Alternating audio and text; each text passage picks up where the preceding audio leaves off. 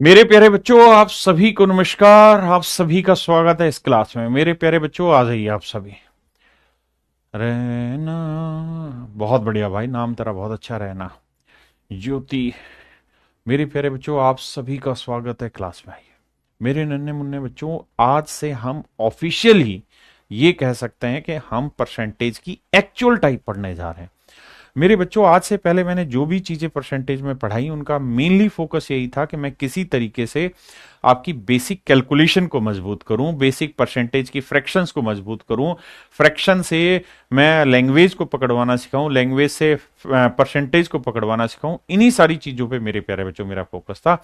आज हम पहली परसेंटेज की टाइप स्टार्ट कर रहे हैं। वैसे ये टाइप सी है, ए और बी मैं आपको बता चुका हूं, लेकिन पेपर के लिहाज से पहली। आइए मेरे बच्चे, टाइप सी हम पढ़ रहे हैं। बहुत जबरदस्त कॉन्सेप्ट है। सवाल के थ्रू पहले डिटेल बताता हूं, फिर आपको बताऊंगा डाटा मैनिपुलेशन क्या होता है, फिर इसका शॉर्ट ट्रिक डिस्कस करेंगे।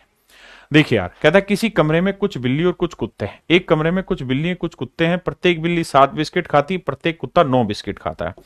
भाई देखो ध्यान से इस बात को, जितनी बार हो सके ना उतनी बार लाइनों को पढ़ा करो, क्योंकि जितना पढ़ोगे उतना बेटर सीखोगे, जितना पढ़ोगे उतना सीखोगे। ठीक है जी, 45 जानवर है मेरे भाई, 355 बिस्किट खाए गए। सवाल में कह रहा है भैया हर बिल्ली 7 बिस्किट खाती है, जबकि हर कुत्ता 9 बिस्किट खाता है। 355 बिस्किट खाए गए हैं, 45 जानवर है मेरे प्यारे बच्चों। तो बताओ जी कहानी क्या है। आइए मेरे दोस्तों, अगर मैं डिटेल बताऊं इस कहानी को तो ऐसे करेंगे कि भाई 45 जानवर है, और मान लेते हैं इन 45 जानवर में से जो बिल्लियां हैं उनकी संख्या एक्स है, तो बाकी कुत्ते होंगे। तो मेरे दोस्त, अगर 45 में से बिल्लियां एक्स हैं तो 45 में से एक्स हटा दोगे तो बाकी क्या होंगे? कुत्ते। तो कुत्ते होंगे मेरे भाई 45 माइनस एक्स। बहुत सुंदर। भाई मैं आपको कहूं कि 10 में से अगर 2 रुपए आपने रख ली तो बचे कितने? 8। तो 45 में से अगर एक्स रुपए आपने रख लिए तो बचे कितने? 45 माइनस एक्स। तो ऐसे 45 में एक्स बिल्लियां, तो कुत्ते 45 माइनस एक्स। अब सवाल में कह रहा है जी बिल्लियों की जो संख्या है वो एक्स है, और कुत्तों की जो संख्या है वो 45 माइनस एक्स आपने मान ली। कह रहा है जी हर बिल्ली 7 बिस्किट खाती है। तो भैया एक बिल्ली 7 खाएगी तो एक्स बिल्लियां कितना खा जाएंगी? 7 एक्स। और मेरे बच्चे हर कुत्ता 9 बिस्किट खाता है, तो एक कुत्ता 9 बिस्किट, तो 45 माइनस एक्स कुत्ते कितना खा जाएंगे? तो गुना करेंगे। देखो 9 पंजे 45, 9 चौक 36 और 4 39, 395। भाई 9 पांचे 45, 5 असल 4, 9 चौक 36 और 4 40, 405 वे, और माइनस 9x।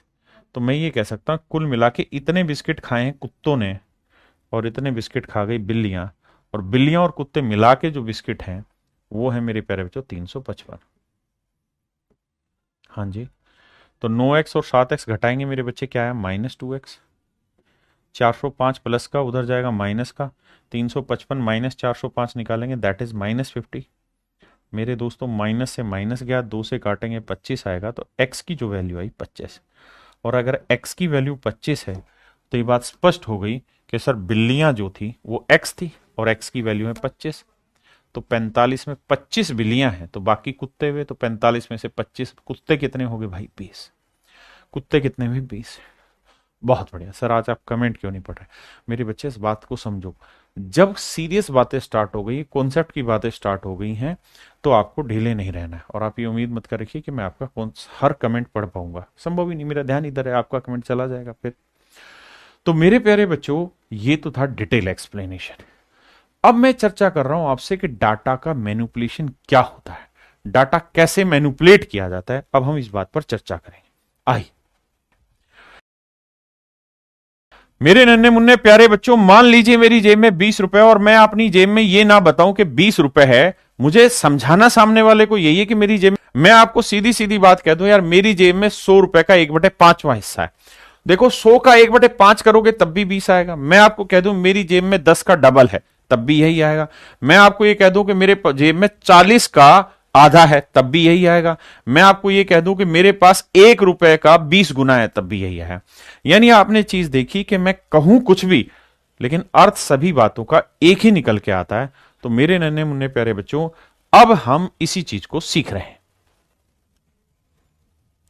सवाल में बोला कि भाई 45 जानवर है, बिल्कुल ठीक है। तो 45 जानवर हैं, तो इसमें से कुछ कुत्ते हैं और कुछ बिल्लियां हैं, कुछ कैट है और कुछ कुत्ते हैं। मेरे प्यारे बच्चों, सवाल में ये कह रहा है कि बिल्लियां हैं 7। बिल्लियां कितनी हैं? 7 ना, सॉरी, एक बिल्ली कितने बिस्किट खा रही है? 7। एक बिल्ली कितने बिस्किट खा रही है? 7। कुत्ता कितने बिस्किट खा रहा है? 9। तो भाई हम ये कह सकते हैं कि कुत्ता 7 तो खा ही रहा है, 2 बिस्किट एक्स्ट्रा खा रहा है, कोई दिक्कत है नहीं।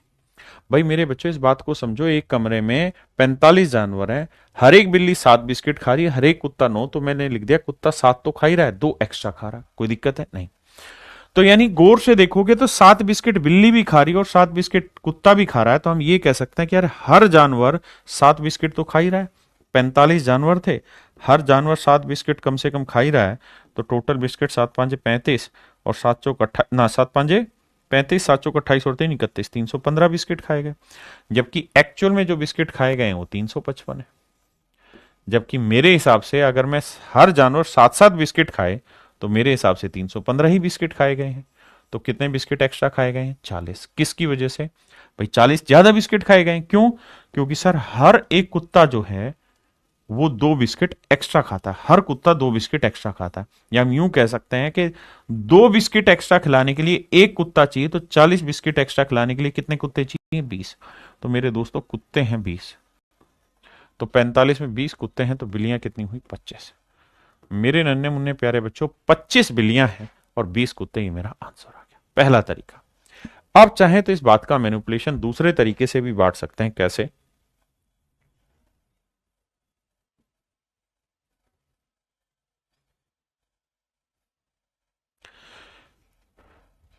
मैं इस बात को ऐसे कह सकता हूं कि भाई 45 जानवर, हाँ जी, कुछ कुत्ते हैं और कुछ बिल्लियां। मेरे दोस्तों, हर कुत्ता 9 बिस्किट खाता है, जबकि हर बिल्ली 7 बिस्किट खा रही है। तो मैं लिख लेता हूं यार, हर बिल्ली 9 तो खा ही रही है, बस 2 बिस्किट कम खा रही है। हाँ जी, अर्थ वही आ रहा है ना कि 7 बिल्ली खा रही है। हाँ जी, मैंने लिख दिया 9 तो खा ही रही है, 2 कम खा रही है। कुल मिला के जो बिस्किट खाए गए हैं वो 355 खाए गए। 355 बिस्किट खाए गए। तो कुत्ते और बिल्लियों की संख्या ज्ञात करें। तो मेरे बच्चे, मैं ऐसे कहता हूं कि यार 9 बिस्किट कुत्ता भी खा रहा है और 9 बिस्किट बिल्लियां भी खा रही हैं, तो 9 बिस्किट तो हर कोई जानवर खा रहा है। तो 45 जानवर है, हर कोई जानवर 9 बिस्किट खा रहा है, तो टोटल बिस्किट कितने हैं? 9 5 45, 9 चौक 36 और 4 40, 405। सर अगर मैं ये कहूं कि 9 बिस्किट कुत्ता भी खा रहा है, 9 बिस्किट बिल्ली भी खा रहे हैं, तो कुल मिला के 405 बिस्किट खाए गए।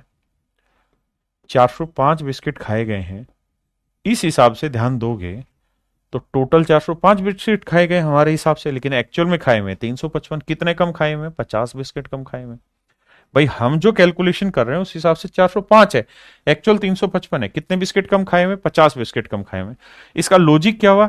ऐसा इसलिए हो रहा है क्योंकि हर बिल्ली सभी से 2 बिस्किट कम खाती है, या यूं कह दें कि 2 बिस्किट कम खिलाने के लिए एक बिल्ली चाहिए। तो 50 बिस्किट कम खिलाने के लिए कितने बिल्लियां चाहिए? 25। तो मेरे बच्चे, बिल्लियां निकल के आ गई 25। तो 45 में 25 बिल्लियां, तो कुत्ते कितने हुए? 20। हाँ है ना?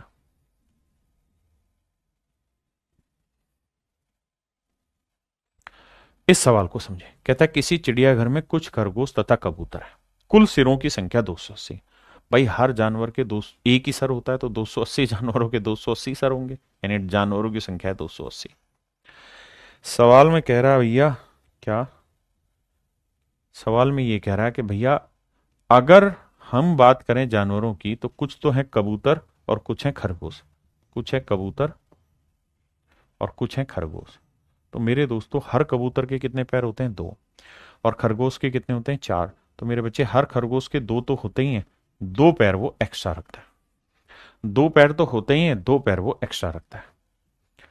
और टोटल कुल मिला के पैरों की संख्या कितनी है मेरे प्यारे बच्चों? 820। कुल मिला के पैरों की संख्या कितनी है? 820। अब तो 2 पैर मेरे बच्चे कबूतर के भी हैं और 2 पैर खरगोश के हैं। इस लिहाज से देखें तो 280 जानवरों के दो पैर के हिसाब से देखें तो टोटल 500 कितना हो गया, 60 पैर हो गए। जबकि एक्चुअल में 560 पैर नहीं 820 है। तो कितने ज्यादा, जीरो, 12 में 6 गया 6, और 6 में 7 में 5 गया 260 पैर। तो ये क्यों आ रहा है? तो सर इसके पीछे की कहानी ये है कि हर खरगोश के दो पैर एक्स्ट्रा है, हर खरगोश के दो पैर एक्स्ट्रा है। तो हर खरगोश के दो पैर एक्स्ट्रा है, तो दो पैर फालतू रखने तो एक खरगोश चाहिए। तो 260 पैर रखने तो कितने खरगोश चाहिए, 130। मतलब मेरे प्यारे बच्चों खरगोशों की संख्या 130 है। अगर खरगोश 130 है तो 280 में 130 गया, तो कबूतर कितने बने, 280 माइनस 130, 150। तो मेरे प्यारे बच्चों मेरा आंसर होगा 150। तो कबूतर होंगे 150 और खरगोश होंगे 130। क्लियर है? आप इसी बात को दूसरे तरीके से भी समझ सकते हैं। कैसे? कि सर 280 जानवर है, खरगोश के कितने पैर हैं सर, 4। कबूतर के कितने होते हैं सर, 2। हम ये कह रहे हैं सर खरगोश के 4 हैं, कबूतर के भी 4 मान लेते हैं, बस 2 पैर कम कर लेते हैं, और टोटल पैरों की संख्या 820 है।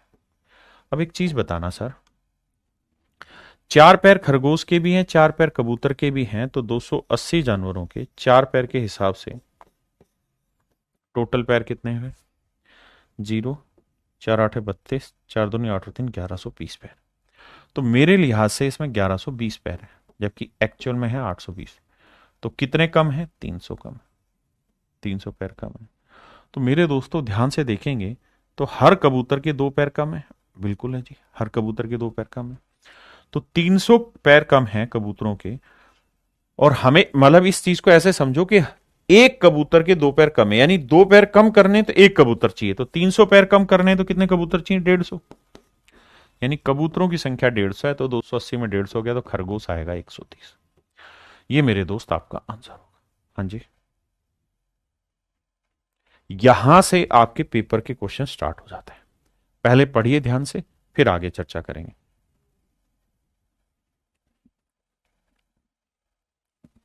देखिए मेरे दोस्त, कहानी को थोड़ा छोटा कर देते हैं, अब ध्यान से समझिएगा वर्ड टू वर्ड। देखिए अरिथमेटिक को समझने का एक ही तरीका है, लैंग्वेज को 3 बार 4 बार 5 बार लगातार पढ़िए, जब तक नहीं समझ में आए पढ़ते रहिए। कह रहा है the population of A town is 6000, किसी शहर की जनसंख्या 6000 है। मेल आर इंक्रीज बाई 5%, पुरुष 5% बढ़े हैं, जबकि महिलाएं इंक्रीज हुई 9%, महिलाएं 9% बढ़ी हैं, बिल्कुल। Then population will become 6500 after 1 year, जबकि एक साल बाद की जनसंख्या 6500 हो जाती है। एक साल बाद शहर की जनसंख्या 6500 हो जाती है। तो मेरे दोस्तों एक बात हो, टोटल पॉपुलेशन कितनी है, 6000। बिल्कुल सही है सर। मेल किस गति से बढ़ रहे हैं सर, मेल बढ़ रहे हैं सर 5% की गति से। फीमेल किस गति से बढ़ रही है जी, सर फीमेल बढ़ रही है 8% की गति से। 9%, तो हम लिख लेते हैं फीमेल 5% तो बढ़ ही रही है, 4% एक्स्ट्रा बढ़ रही है। और मेरे दोस्तों एक साल बाद शहर की जनसंख्या 6500 हो जाती है। थी कितनी भैया, 6000, अब कितनी होगी बाबू, 6500। तो 6000 घटाओगे तो बन कितनी जाएगी, 500। कितनी हो जाएगी जी, 500। इसका मतलब एक साल में इन्होंने 500 जनसंख्या बढ़ा दी शहर वालों ने। अब बेटा ऐसे सोचो कि 5% जनसंख्या तो मेल की बढ़ रही, 5% फीमेल की बढ़ रही, तो यूं कह सकते हैं कि सर 5% टोटल जनसंख्या ही बढ़ रही है। तो भैया 6000 का 5%, 5%, 2 जीरो से 2 जीरो काटा, 300। यानी हमारे लिहाज से तो जनसंख्या बढ़नी चाहिए थी 300, लेकिन एक्चुअल में बढ़ी कितनी है, 500। तो कितनी ज्यादा बढ़ी हुई है, 200। ये 200 ज्यादा क्यों बढ़ी हुई है, क्योंकि सर फीमेल का 4% पॉपुलेशन एक्स्ट्रा बढ़ रहा था, फीमेल का 4% पॉपुलेशन एक्स्ट्रा बढ़ा है। इस 4% एक्स्ट्रा की वजह से ही तो ये 200 एक्स्ट्रा बढ़ा। तो 4 से काटेंगे 50, कैलकुलेट करोगे 50 को 100 से तो 5000। तो फीमेल का आंसर होगा 5000 मेरे बच्चों, और 6 में से 5 गया तो मेल आया 1000। पहले इतनी बात समझेंगे।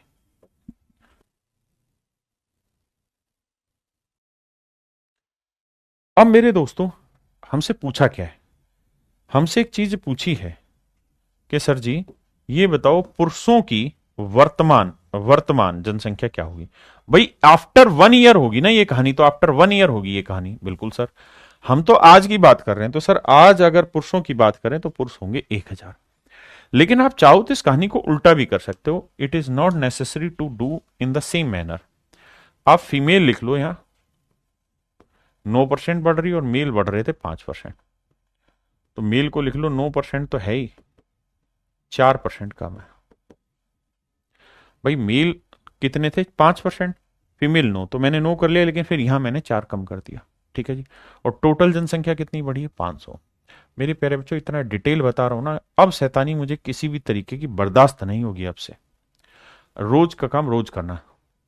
देखिए ध्यान से, अब भाई 9% मेल भी बढ़ रहे हैं, 9% फीमेल भी बढ़ रहे हैं, तो इसका मतलब टोटल पॉपुलेशन ही 9% बढ़ेगी। हाँ जी, तो 6,000 का 9% क्या हुआ,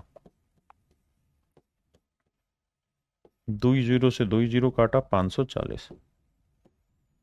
इस हिसाब से जनसंख्या बढ़ी भाई 540। यार हमारे हिसाब से 540 बढ़ने चाहिए, है 500, तो कितने कमी बढ़ी भाई, 40 की कम बढ़ी। किसकी वजह से भैया, 4%। तो मेल का 4% जो वैल्यू है वो रिप्रेजेंट कर रहा है 40 को, तो 4 से काटेंगे 10 आया, तो मेल आएगा मेरे बच्चे 1,000। यानी मेरे दोस्तों पुरुषों की जो जनसंख्या है वो 1,000 है, मेल की जनसंख्या 1,000 है, तो 6 में से 1 घटाओगे तो यह आएगा 5,000। अब मेरे प्यारे बच्चों मुझे कमेंट करके बताओ कितने बच्चे इस चीज को फास्ट स्पीड से समझ गए। मतलब सर मेरा में लोबे नहीं चल रहा है, पता नहीं क्या कर रहा है भाई। अब मेरी पॉइंट समझ पाए, मेन बात पे आ जाओ कि पेपर में आप जो मर्जी तरीका लगाइए हर एक से आंसर आएगा।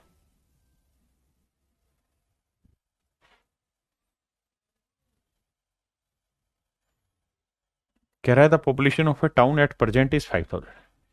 किसी शहर की आज की बात करें जनसंख्या 5,000 है। If males are increase by 6%, पुरुष भैया 6% बढ़ रहे हैं, and females are increase by 14%, तो 6 plus 8, 8%। Then population will become, शब्द पे ध्यान देना, population will become after 1 year कितनी हो जाएगी, 5540। तो 1 साल बाद शहर की जनसंख्या 5540 हो जाती है। तो पुरुषों की वर्तमान संख्या ज्ञात करें, find the number of males at present. तो पुरुष वर्तमान में ज्ञात करो। तो देखिए दोस्त, हमें यह देखना होगा कि जनसंख्या थी कितनी, 5,000, और भैया 1 साल बाद क्या कल्याण कर दिया, 5,100 नहीं 5,540 हो गई, तो कितना बढ़ गया, 540 बढ़ गया जी। तो 540 जो है वो एक्चुअल ग्रोथ है। आ जाइए, तो 6% मेल भी बढ़े हैं, 6% फीमेल भी बढ़ी है, तो 6% तो मेरे बच्चे टोटल पॉपुलेशन बढ़ी। हाँ जी, तो 5,000 का 6%,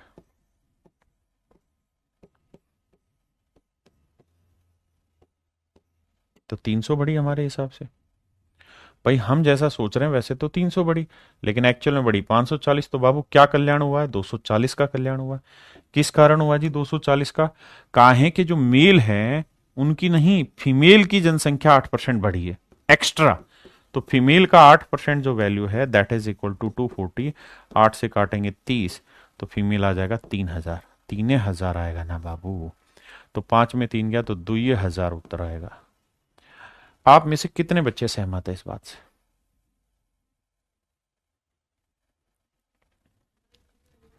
अब आप करें, तब तक मैं सवाल को ड्राफ्ट कर रहा हूं।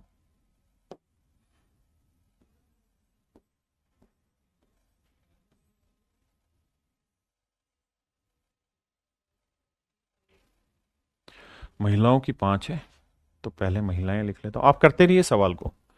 और मेल है 8%, तो 5 जमा 3%। आइए मेरे दोस्तों,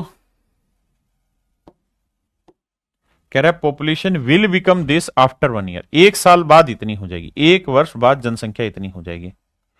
तो मेरे नन्हे मुन्ने बच्चों एक बात तो बताओ, 10,272 हो जाएगी जी, मान ली बात आपकी सही, लेकिन आज कितनी है, आज है सर 9600। घटाते हैं जी, 2 आया, 7 आया, 12 में 6 गया, 6 आया, 10 में 9 गया 1 है। गलत कर रहा हूँ क्या मैं? हाँ, हासिल तो आएगी नहीं। यानी कुल मिला के 672 जनसंख्या बढ़ी। ध्यान देना भाई, कह रहा है जी 672 जनसंख्या बढ़ी हुई है कुल मिला के 1 साल में।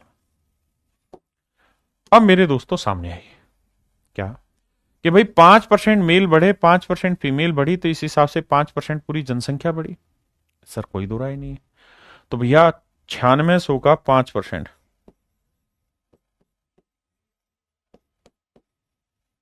2 जीरो से 2 जीरो, 5 6 30, 5 9 45 और 3 48, 480। तो 480 जनसंख्या हमारे हिसाब से सर 480 जनसंख्या बढ़ी। हमारे हिसाब से लाला 480 जनसंख्या बढ़ी है। ठीक है जी। एक्चुअल में क्या हुआ सर? 672। कितने का लोचा है? 2, 17 में 60 गया 9, और 5 में 4 गया 192। यानी हमारे हिसाब से 192 ज्यादा बढ़ी हुई हमारे हिसाब से। क्यों? क्योंकि सर जो मेल हैं वो इस बार 3% एक्स्ट्रा बढ़ रहे हैं। तो मेल का 3% इज इक्वल टू 192, 3 से काटेंगे तो यह आएगा 64। तो मेल की जनसंख्या आएगी मेरे भाई 6400।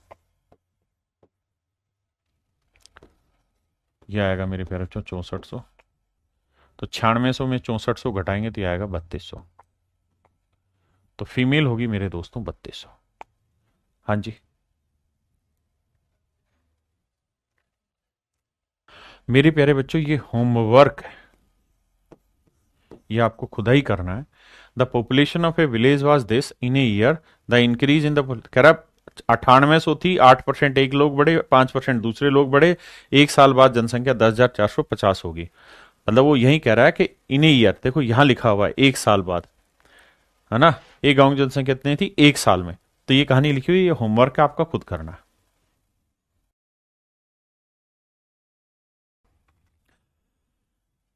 मेरे प्यारे बच्चों ध्यान से देखिए, सवाल में कह रहा है कि 2010 में a library contain a total of 11,500 books in 2 categories.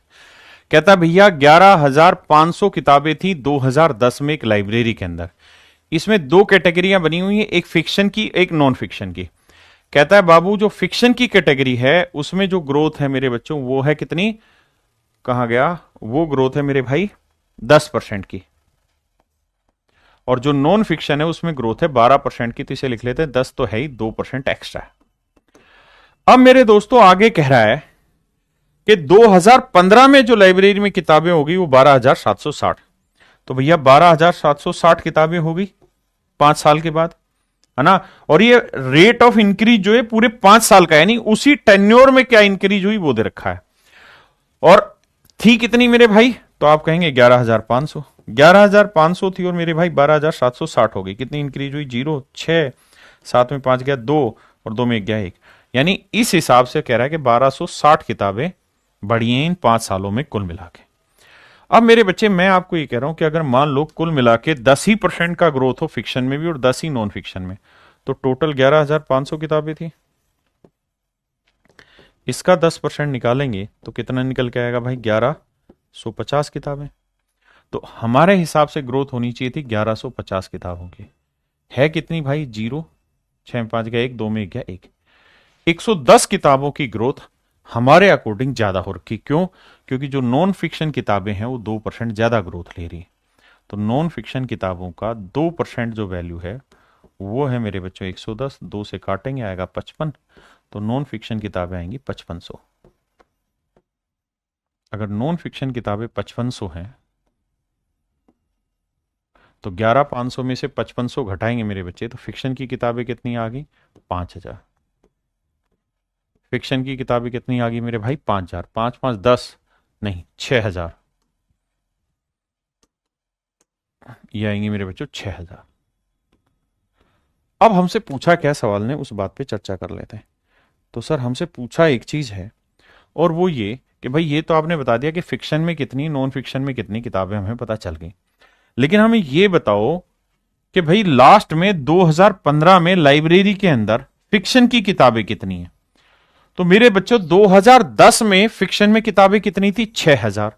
और मैं जानना चाह रहा हूं 2015 में, तो इस ड्यूरेशन में कितना इंक्रीज हुआ फिक्शन की किताबों में? 10%। तो मेरे बच्चे अगर 10% इंक्रीज हुआ है तो इसका 10% कैलकुलेट करोगे तो 6000 का 10% कितना होगा? 600। और 600 इंक्रीज हुआ है मेरे दोस्तों, तो 6000 किताबें पहले से थी, 600 इंक्रीज हो गई, तो अब कितनी हो गई होंगी 2015 में? 6600। तो मेरे दोस्तों 2015 में 6600 किताबें हो गई होंगी। 2015 में 6600 किताबें मेरे प्यारे बच्चों हो गई। कितनी किताबें हो गई? 6600 किताबें हो गई। मेरे भाई 6000 आंसर नहीं होगा। अगर वो ये कहता ना कि वर्तमान में कितनी है, यानी 2010 में कितनी थी, तो आपका उत्तर होता 6000। लेकिन उसने 2010 में नहीं पूछा, 2015 में पूछा, तो वहां आपको जोड़नी पड़ेगी।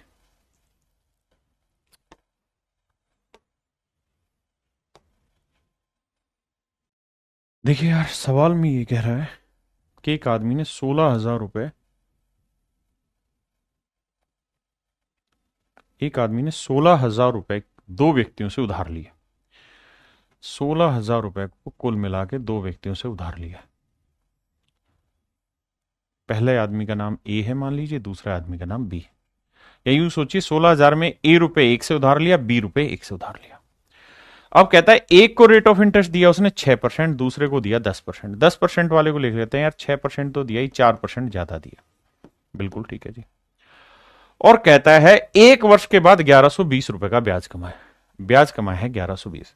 मेरे प्यारे बच्चों, जब हम इन चैप्टर को पढ़ेंगे ना विशेषकर, तो इन चैप्टर में इन्हीं चीजों के दूसरे मेथड भी जानेंगे। यहां दूसरे मेथड से करें, परसेंटेज के बेसिक से करें। तो भाई ये देखो कि 6% रेट ऑफ इंटरेस्ट यहां पे भी मिला, 6% यहां मिला, तो दोनों जगह 6% मिला। तो 16,000 का 6% निकाल दो,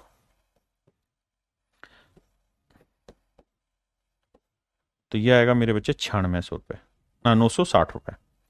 यानी इस हिसाब से देखे तो 960 रुपए ब्याज बना, जबकि बन रहा है 1120। कितना ज्यादा? जीरो, 12 में 6 गया 6, 10 में हो गया 160 रुपए ज्यादा बना।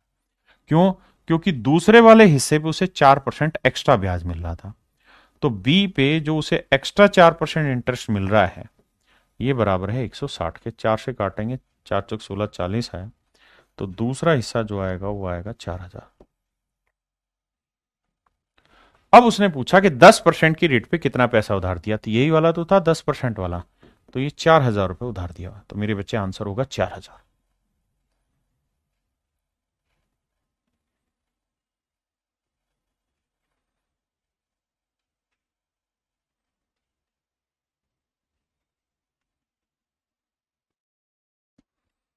मेरे बच्चों सवाल में कह रहा है कि एक व्यापारी है, वो एक तो खरीदता है मेरे भाई रिस्ट वॉच, और एक खरीदता है दीवार घड़ी। ठीक है भाई, एक खरीदता है और दोनों चीजें खरीदता है 390 रुपए में। चिंता नहीं करना, प्रॉफिट एंड लॉस में अलग तरीका सिखा दूंगा। तो एक तो खरीदता है रिस्ट वॉच और एक खरीदता है वॉल, दीवार घड़ी, है ना। हाथ घड़ी पे 10% होता है, हैंड वॉच पे 10% का प्रॉफिट होता है, और जो दीवार पे रखी गई है वॉल क्लॉक है, उस पे 15% का, तो इसे लिख लेते हैं 10% तो ही, 5% ज्यादा। और कहता है भैया दोनों पे उसने कुल मिला के 51 रुपए 50 पैसे का लाभ कमाया है। सेट है भाई। अब मेरे दोस्तों आप ऐसे देखो कि यार 10% का प्रॉफिट यहां पे भी, 10% का यहां पे भी है, तो मेरे बच्चों 390 का 10% नहीं निकाल सकते? निकाल सकते हैं। तो वो आएगा सर 39 रुपए। तो इस अकॉर्डिंग 39 का प्रॉफिट है, जबकि एक्चुअल में है इतना। तो कितना ज्यादा हो रहा है? तो 5, 11 में हो गया 2, 4 में 3 गया 1, 12 रुपए 50 पैसे का प्रॉफिट। तो वॉल क्लॉक पे, वॉल क्लॉक का 5% जो वैल्यू होगी वो होगी 12.5 के बराबर। डेसिमल हटाएंगे बटे 10, जीरो से जीरो, 5 दूनी 10, गुना करेंगे तो वॉल क्लॉक की वैल्यू आ जाएगी 250। तो दीवार घड़ी की कीमत है भैया 250 रुपए। और अगर हैंड वॉच की बात करें, कलाई वाली घड़ी की, तो 390 में 250 घटाओगे 140। तो उनके वास्तविक मूल्यों के बीच का अंतर कितना है? तो भैया 250 और 140 का डिफरेंस पूछ रहा है, तो डिफरेंस निकालोगे वो आएगा 110। और यही हमारे सवाल का उत्तर है। हमसे पूछा दोनों के बीच का डिफरेंस कितना है।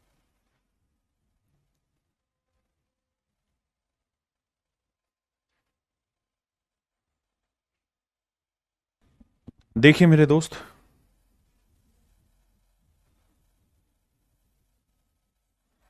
सवाल में एक बात कह रहा है, क्या ध्यान देना। कह रहा है कि भाई एक आदमी ने 30,000 रुपए उधार लिए, मान लो दो जगहों से 30,000 रुपए उधार लिए, एक ए जगह से और एक बी जगह से। ए पे रेट ऑफ इंटरेस्ट 12 है, बी पे 10% है, तो इसको लिख लेते हैं 12 तो है ही, 2% कम है। और ये आंकड़े कैसे भी कर लो इधर उधर, उससे कोई फर्क नहीं पड़ेगा, आंसर सभी का सेम आएगा। अब कह रहा है कि 2 साल के बाद 36,480 रुपए मिला, तो भाई 36,480 रुपए आपको कुल मिला के मिला, और आपने इन्वेस्ट कितना किया था, 30,000, तो आपको कितना पैसा ज्यादा मिला है सर, 6,480 रुपए। तो मेरे बच्चे मैं ये कह सकता हूं कि सर 6,480 रुपए आपको ब्याज मिला है। कितने साल का ब्याज मिला जी, तो सर ध्यान से देखोगे तो यहां 2 साल लिखा हुआ है, एंड ऑफ सेकेंड ईयर लिखा हुआ, 2 साल के बाद। तो अगर 2 साल के बाद 6480 मिला है, तो 1 साल के बाद मिलेगा 3240। 1 साल के बाद मिलेगा मेरे प्यारे बच्चों 3240 रुपए। किसी भाई को कोई दिक्कत है नहीं, 1 साल के बाद 3240 रुपए ब्याज मिलेगा। सही है जी। अब कहानी आगे आती है भाई, 12% रेट ऑफ इंटरेस्ट पहले पे भी और 12% रेट ऑफ इंटरेस्ट दूसरे पे भी, तो दोनों पे 12% लेंगे तो 30,000 का 12% लेंगे, 12×3600, तो मेरे प्यारे बच्चों इस हिसाब से ब्याज बनेगा 3600। लेकिन एक्चुअल जो ब्याज बन रहा है वो तो बन रहा है भैया कम, 3240। तो कितना कम बन रहा है, तो 360। किसकी वजह से, दूसरे पे। तो जो दूसरा हिस्सा था इस पे उसे 2% कम ब्याज मिल रहा है, इसी वजह से तो 360 कम ब्याज मिला। 2 से काटेंगे 180, गुना करेंगे 100 से तो 18,000, यानी दूसरे हिस्से पे उसने जो इन्वेस्टमेंट थी उसकी 18,000 थी, 30 में से 18 घटाए तो पहले हिस्से में इन्वेस्टमेंट है मेरे भाई 12,000। ये मेरे प्यारे बच्चों मेरा आंसर। कह रहा 12% पे लिया गया पैसा, बताओ तो ये 12% पे ये वाला था, क्योंकि ये तो 12 में से 2 गया 10 था, तो ये 12 पे कितना था, 12,000। तो मेरे बच्चे मेरा आंसर होगा ऑप्शन सी, 12,000।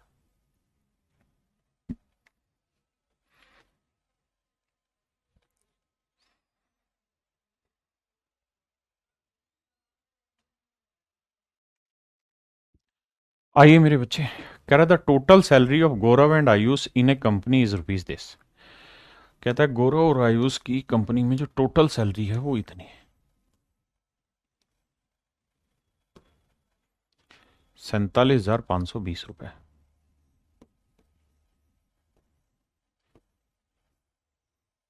दो लोग हैं, एक गौरव है और एक आयुष है। कहता है गौरव की सैलरी में 23% का इंक्रीज हो रहा है, जबकि दूसरे की सैलरी में 30% का। अब मेरे दोस्तों एक बात बताओ, 23% निकालना आसान है या 30%? तो हमेशा क्या करो, जो आसान हो उसको पूरे पे लेके चलो। मान लेते हैं भाई आयुष का 30,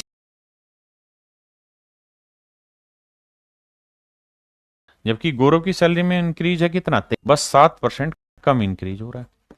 हाँ जी सर बिल्कुल ठीक बात है। और कह रहा है कि 1 साल के बाद जनसंख्या मतलब उसका जो वेतन है वो 59,928 रुपए हो जाता है। माइनस करेंगे कितना, 47,520, घटाएंगे 8, 2 में 2 गया 0, 9 में 5 गया 4, 9 में 7 गया 2, 5 में 4 गया 1, तो यह आया मेरे बच्चे 12,408।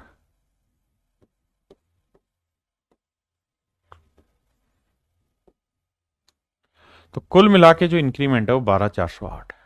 तो 30% मेरे प्यारे बच्चों ए में ग्रोथ है और 30% ही जी में ग्रोथ है, यानी आयुष और गौरव में। तो 47,520 का कुल मिला के 30% ग्रोथ निकालो। तो 2 0 कटा, 3 से गुना करेंगे, 3 दूनी 6, 3 5 15, 3 7 21 और 1 22, 3 चौक 12 और 2 14, 14,256। तो हमारे अकॉर्डिंग जो ग्रोथ बन रही है वो भाई 14,256 बन रही है, लेकिन एक्चुअल में जो ग्रोथ है वो 12,408 है। तो कितने की कमी निकालते हैं, 16 में 8 गया 8, यहां 4 बचा, फिर यहां 12 में से 4 गया 8 आया मेरे भाई, यहां 3 में 2 गया 1, 1848। हमारे हिसाब से 1848 इनकम कम बन रही है, क्यों कम बन रही? क्योंकि गौरव की 30% नहीं 7% कम ग्रोथ था। तो गौरव की इनकम का जो 7% था वो बराबर है इसके। तो देखिए यार, 7 से काटेंगे, 7 दूनी 14, बचा कितना जी? 7 दूनी 14, 4, 7 छिंग 42, बचा कितना? 2, 7 चौक 28। तो गौरव की जो तनख्वाह है वो बनी 26,400। तो मेरे भाई गौरव की जो सैलरी वो 26,400 बनी। और इसमें से घटा देंगे तो वो आ जाएगी आयुष की सैलरी। अब जरा ध्यान देना पहले इतनी बात पे। अगर मैं आपसे कहूं कि भाई आयुष की तनख्वाह निकाल के बताओ, तो आप यही तो कहोगे सर कि भाई 47,520 में से गौरव की सैलरी कितनी? 26,400। ये घटा देंगे तो बाकी आयुष की आ जाएगी। तो 0, 2, 1, 1, 2, यानी 21,120 रुपए जो तनख्वाह है वो है मेरे बच्चे आयुष की, और 26,400 रुपए तनख्वाह है गौरव की। वो कह रहा है कि भैया हमको क्या बताओ, हमको इन दोनों के बीच का डिफरेंस बताओ। तो डिफरेंस निकालना है। तो भाई देखो 26,400 में से 21,120 घटाओ। 0, 10 में से 0, 10 में से 2 गया 8। यहां क्या बचा मेरे बच्चों? यहां 3, 3 में गया 2। तो देखो 280 कहां आ रहा है, किस ऑप्शन में के आखिर में 280 है? यहां है कहीं नहीं, यही है। तो ये मेरा आंसर है। बाकी और भी घटाओगे तो 6 में से 1 गया 5। तो 5,280 मेरा आंसर। मेरे बच्चों सवाल में कह रहा है total population of A city is 9500। किसी शहर की कुल जनसंख्या 9500 है। 9500 है करंट पॉपुलेशन। कहता है मेल जो है वो 14.2% बढ़े हैं, जबकि फीमेल 17.7% बढ़े हैं। और टोटल पॉपुलेशन जो है वो 11,003 बन गई। ठीक है जी। कहता है 9500 से 11,003 बन गई। लड़के इतने बढ़ ना, महिलाएं इतनी बढ़ गई और पुरुष इतने बढ़ गए। बाकी कहानियां बाद में, पहले इसी को सेटल करते हैं। देखिए इसी क्वेश्चन को करने का एक शॉर्ट तरीका है मेरे बच्चों, मिक्सचर एंड एलिगेशन। लेकिन वहां भी नहीं जाना, जो चैप्टर पढ़ रहे हैं केवल उसी पे फोकस करिए। देखो मेरे भाई 9500 लोग हैं कुल मिला के। 9500 में जो मेल है मेरे बच्चों वो इंक्रीज कर रहे हैं 14.2%, और जो फीमेल हैं वो इंक्रीज कर रहे हैं 17.7। तो फीमेल को लिख लेते हैं जी 14.2 तो है ही, प्लस 3.5 एक्स्ट्रा है, 3.5% एक्स्ट्रा। बस इतनी ही बात समझनी। बिल्कुल ठीक है, जोड़ेंगे तभी 17.5 7 ही हुआ। और कह रहा है 11,003 हो गई। तो मेरे भाई 11,003 हो गई कितने से? 95 से। तो देखो यार 3 आया, 0 आया, 10 में 5 गया 5 आया, 10 में से 9 गया 1, 1503 आया। यानी हम ये कह सकते हैं कि भैया इस टेन्योर में 1503 बच्चों की क्या बढ़ गई? जनसंख्या मतलब माफ करिए 1503 लोगों की कुल मिला के जनसंख्या बढ़ गई। पहले इतना समझो।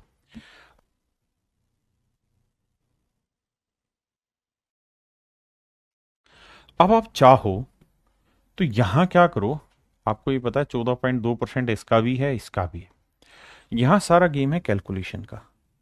तो 9500 का मेरे प्यारे बच्चों मैं निकाल लेता हूं 14.2%। देखिए यार एक तरीका है कि मैं क्या करूं कि सर परसेंटेज का साइन लिखाऊं, हटाऊं नीचे बटे 100 लिखूं, डेसिमल हटाऊं 0 लिखूं, फिर गुना करूं, फिर भाग दूं, सोल्व करके आंसर निकाल दूं। या दूसरा तरीका यह है, अगर मैं थोड़ा सा भी समझदार हूं, कि बताओ 14.2 को मैं 3 हिस्सों में ब्रेक करता हूं, 10 में, 1 के 4 गुने में, और 0.1 के 2 गुने में। आप कहें ठीक है। मेरे बच्चों ये बताओ 9500 का 10% क्या होगा? 950। 9500 का 1% क्या होगा? 95। और 95 का 4 गुना करेंगे तो बताओ 100 का 4 गुना 400, 5 कम 4 5 20, तो 380। या 95 को 4 से गुना कर दो। मेरे दोस्त मुझे एक चीज और भी बताना, और वो ये कि जीरो भाई 9500 का 100% 9500, 10% 950, 1% 95, और 0.1% क्या हो जाएगा? 0.95। तो 9.5 का डबल करोगे तो 9 दूनी 18, 19 आ जाएगा। अब इन्हें जोड़ दो तो 9, 8 1 9 5 14, 9 3 12 और 1 13। इसका मतलब अगर हम इस अंदाजे से चलें तो भैया ग्रोथ आनी चाहिए 1349। आराम से समझे। देखिए कैलकुलेशन हमारे ऊपर डिपेंड है कि हम किस तरह से उसे कैलकुलेट करना चाहते हैं। It will all depend on us. हाँ है ना। अब मेरे दोस्त इसे हम हटा देते हैं। अब मेरे बच्चे इससे घटाएंगे तो 13 में से 9 गया 4, 9 में 4 गया 5, 4 में 3 गया 1, 154 आया। क्यों? क्योंकि भैया फीमेल में 3.5% का इंक्रीज एक्स्ट्रा था, 3.5% का इंक्रीज एक्स्ट्रा था। तो जो फीमेल है उसका जो 3.5% है वो है 154। अब मेरे दोस्तों पॉइंट हटाओगे, एक जीरो लगाओगे, 5 7 35, 7 5 35 और 7 से काटेंगे, 7 दूनी 14, 7 दूनी 14, 5 से काटोगे आएगा 200, 5 दूनी 10, 200 दूनी, तो फीमेल आ जाएगा 4400। तो फीमेल आएगा मेरे प्यारे बच्चों 4400। किसी भाई को कोई दिक्कत है? नहीं। अब मेल पूछो मेल कितना हुआ, तो 9500 माइनस 4400 घटाओगे मेरे बच्चों आएगा 5100। बिल्कुल सेट है मामला। तो मेरे बच्चे आपने मेल निकाल दिया, फीमेल निकाल दिया। अब आगे की कहानी पढ़ेंगे। अब मेरे दोस्तों क्या कह रहा है सवाल में, उस बात पे चर्चा करते हैं। अब वो ये कह रहा है कि भैया जितने भी मेल हैं उसमें 15% लड़के हैं। जितने भी बाबू मेल हैं उसमें 15% लड़के हैं और जितनी भी फीमेल है उसमें 18% लड़कियां हैं। जितने भी मेल हैं, मेल कितने 5100, इसमें 15% लड़के हैं और जितनी भी फीमेल हैं उसमें 18% लड़कियां।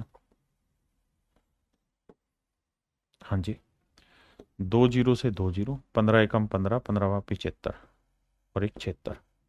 देखना भाई 15 एकम 15, 15 75 और एक 76। और यहाँ 2 जीरो से काटोगे तो 18 चौक 72, 18 चौक 72, 7 92, 792 बड़ा हुआ ये छोटा हुआ। मुझे डिफरेंस निकालना है तो 12 में से 5 गया 7 और भैया 8 में से 6 गया 2, तो डिफरेंस आया 27। तो जो डिफरेंस आया मेरे प्यारे बच्चों वही मेरा आंसर होगा। यही मुझसे पूछा था। अब मेरे प्यारे बच्चों हम एक नेक्स्ट टाइप स्टार्ट कर रहे हैं, टाइप डी।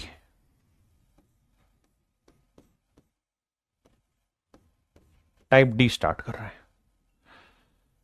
मेहुल बाली भाई मान जा, दिमाग खराब ना करा कर अपना भी भाई। प्रिंस पटथक भाई कह रहे हैं सर प्लीज थोड़ा सा कमेंट देख लिया करो। मेरे बच्चे बिल्कुल देख रहा हूं कमेंट।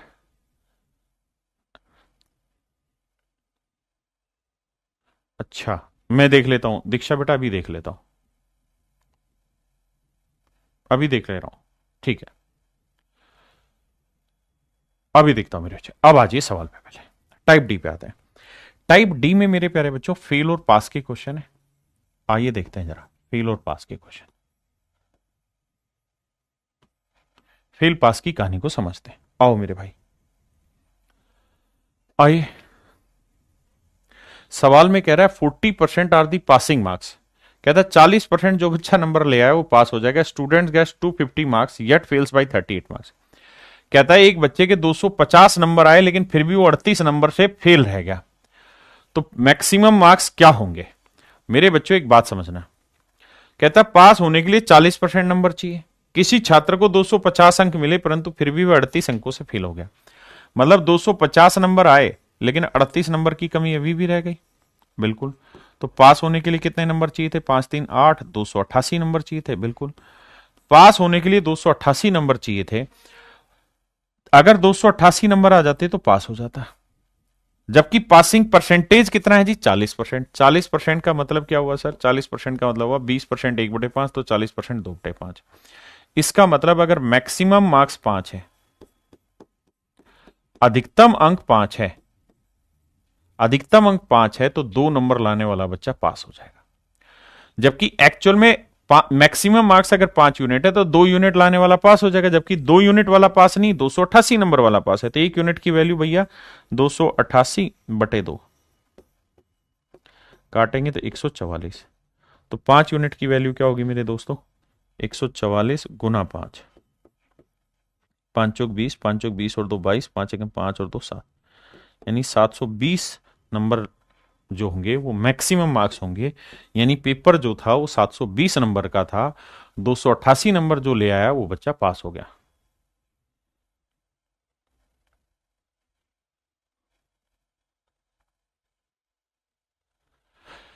देवार्थी भाई, अगर एक इंक्रीज एक डिक्रीज होता है और अगली ईयर और ए सर्टेन टाइम बाद कोई चेंज नहीं हुआ टोटल पॉपुलेशन में, मेरे प्यारे बच्चों, उसने क्या कहा, हमें उस लैंग्वेज पे फोकस करना है और किसी चीज पे नहीं। उसने फोकस कहा कि भाई उतने टेन्योर पे, तो हम उस टेन्योर पे फोकस कर रहे हैं।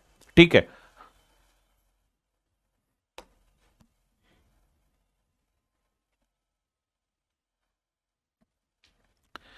ये मेरे बच्चे फेल पास में अगली कहानी है। आओ पहले इसे डिटेल समझाता हूं, फिर शॉर्ट में समझाऊंगा।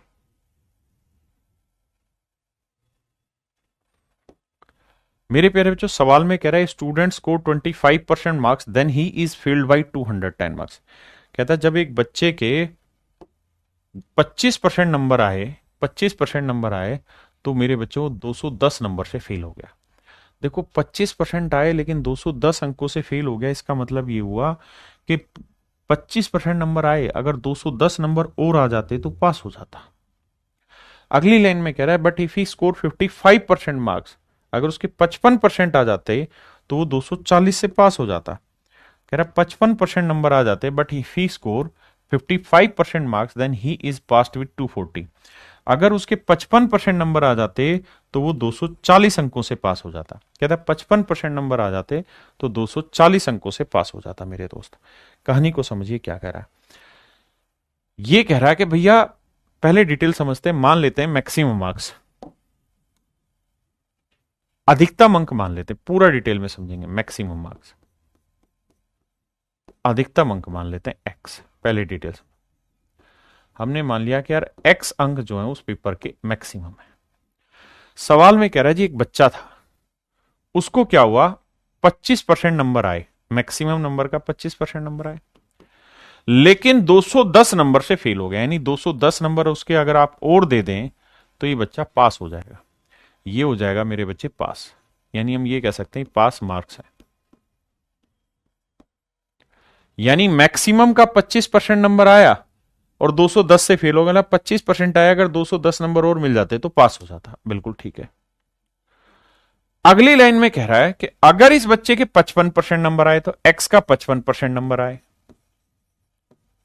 लेकिन कह रहा है इस कंडीशन में वो 240 नंबर से पास हो गया। मतलब 240 नंबर से पास होने का मतलब यहां ये है कि पास होने के लिए जितने नंबर चाहिए थे उससे 240 नंबर ऊपर है, तो 240 इसमें से घटा देंगे। तो ये भी मेरे दोस्तों पासिंग मार्क्स ही है, पास मार्क्स ही। आपने कहा ठीक है भाई। उसने कहा कि अगर 25% आए तो 210 से फेल, मतलब 25% नंबर में 210 जोड़ दोगे पास। 55% लाओगे तो 240 फालतू लिया है, तो 55% से 240 हटा दोगे तो भी पास। आपने कहा बिल्कुल ठीक है। अब ये दोनों इक्वल हो गए मेरे भाई, सोल्व करते हैं। ये 55% टैक्स है, 25% टैक्स से घटाएंगे तो ये आएगा मेरे बच्चे 55 में से 25 क्या 30% टैक्स, और यहां 210 उधर जाएगा तो ये आएगा 450। दोनों जगह इधर उधर करोगे ये आएगा। परसेंटेज का मतलब बना मेरे बच्चे बटे 100, तो 30% माने 30/100। 3 से काटेंगे 150, तो x की जो वैल्यू आई वो 1500 है। इसका मतलब मेरे बच्चे मैक्सिमम जो मार्क्स हैं वो 1500, यानी पेपर 1500 नंबर का है। पेपर कितने नंबर का है मेरे बच्चे, 1500 नंबर का पेपर है। आपने कहा जी ठीक है। अगर 1500 नंबर का पेपर है मेरे बच्चे, तब अगली सवाल आपसे ये पूछेगा कि भाई पासिंग परसेंटेज बताओ या पासिंग मार्क्स बताओ, तो कैसे कैलकुलेट करें। तो आप कहोगे सर एक बात बताइए, पासिंग मार्क्स निकालेंगे। हाँ जी सर, पासिंग मार्क्स कैसे निकलेगा सर। सर 1500 है टोटल नंबर, और सवाल की लाइन में लिखा था कि एक बच्चे के 25% नंबर आए। पहली लाइन में बोला था कि एक बच्चे के जब 25% नंबर आते हैं तो 210 से फेल हो जाता है। यानी 1500 का 25% नंबर लाया, लेकिन 210 की कमी रहेगी, अगर 210 ले आता तो पास हो जाता। तो इसका मतलब ये हो गया मेरे प्यारे बच्चों पासिंग मार्क्स। हाँ जी, अब इसे सोल्व करेंगे। 2 जीरो से 2 जीरो, 15 5 75, 15 दूनी 30 और 7 37, जमा 210, जोड़ेंगे तो ये आएगा 5, 7 और 1 8, 3 2 5, 585। अगर मेरे प्यारे बच्चों मैं आपसे कहूं पासिंग परसेंटेज बताइए, पासिंग परसेंटेज बताइए, तो पासिंग परसेंटेज का फार्मूला होगा पासिंग मार्क्स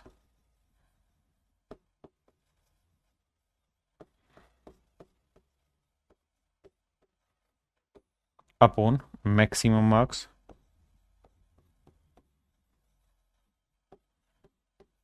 इंटू 100। यही तो होगा मेरे प्यारे बच्चों पासिंग परसेंटेज का सूत्र, कि भाई पासिंग मार्क्स लिख दो बटे में मैक्सिमम मार्क्स लिख दो इंटू 100 लिख दो। तो मेरे प्यारे बच्चों पासिंग मार्क्स कितने हैं? 585। मैक्सिमम मार्क्स कितने हैं सर? 1500 गुणा में 100, 2 जीरो से 2 जीरो, 15 से काटा, 15 3 45, और फिर बचा कितना भाई? 15 नी में 135। तो 39% नंबर लाने वाला बच्चा पास हो जाएगा। यानी जब बच्चे के 39% नंबर आएंगे तो मेरे प्यारे बच्चों बच्चा पास माना जाएगा। ये कहानी है पासिंग मार्क्स की, पासिंग परसेंटेज की। अब मेरे दोस्तों इस सवाल में कोई दिक्कत है तो बताओ। हमने मैक्सिमम मार्क्स माना x, पासिंग मार्क्स निकाल लिए, दोनों केस में इक्वल करके x की वैल्यू निकाली, फिर पासिंग मार्क्स निकाले, फिर पासिंग परसेंटेज निकाले। अगर हम इसी तरीके से पेपर में सवाल करेंगे फिर तो हो लिया हमसे, है ना। अब ध्यान से समझिए करना कैसे है। अब बेसिक लैंग्वेज समझो और उसी पे सारा खेल खेलना है।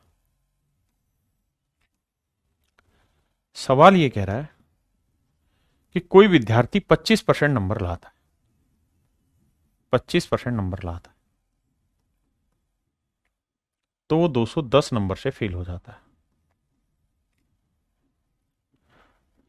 अगर 55% नंबर लाए तो 240 से पास हो जाएगा। ध्यान देना जी, कह रहा है जी 25% नंबर आए तो 210 से फेल, 55% नंबर आए तो 240 से पास हो जाता है।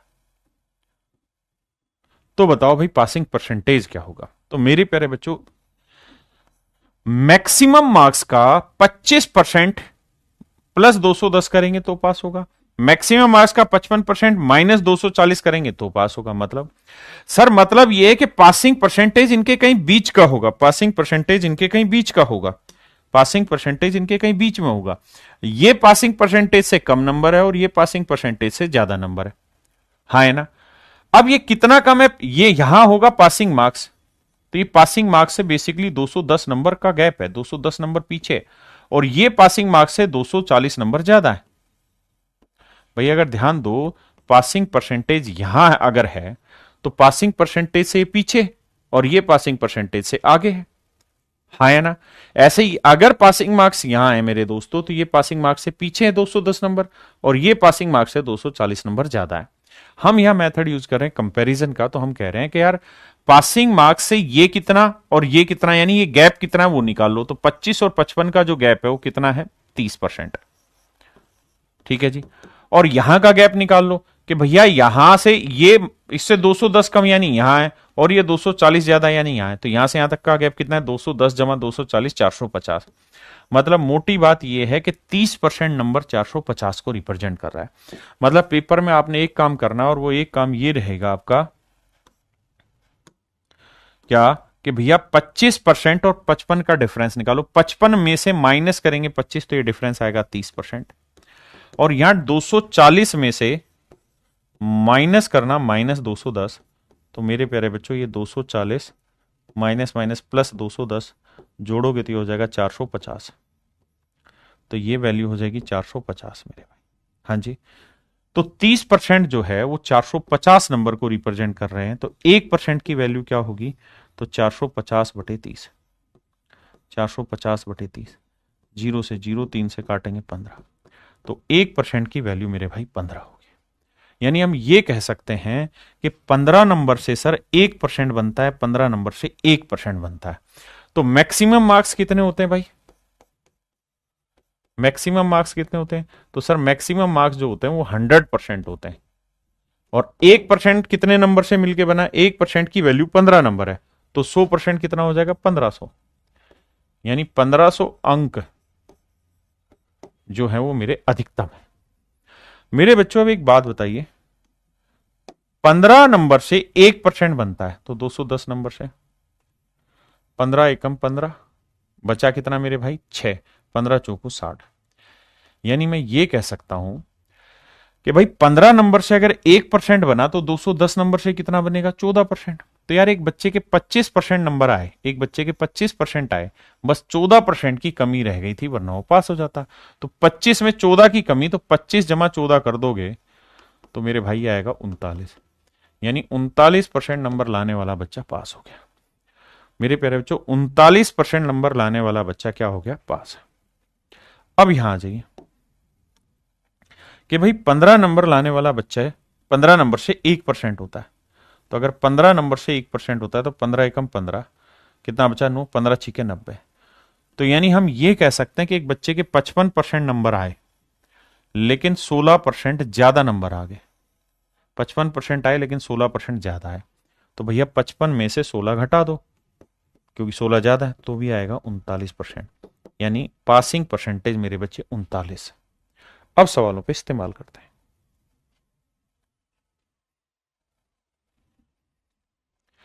कह रहा है स्टूडेंट स्कोर 36% मार्क्स, एक बच्चे के 36% नंबर आए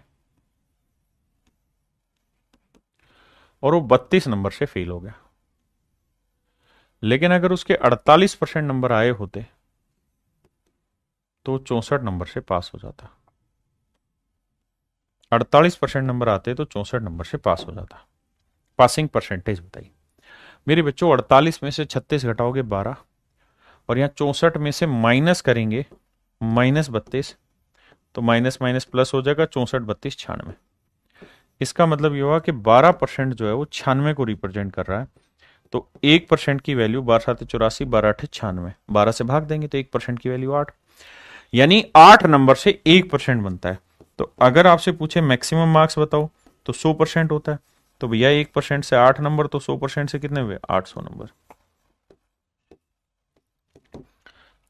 सॉरी 800 नंबर, यानी 800 नंबर लाने वाला बच्चा मैक्सिमम स्कोर करेगा, मतलब 800 नंबर जो है वो मैक्सिमम मार्क्स है। पासिंग परसेंटेज पूछा है, तो अगर 8 नंबर से 1% बनता है तो 32 नंबर से कितना बनेगा, 8 चौक 32 4%।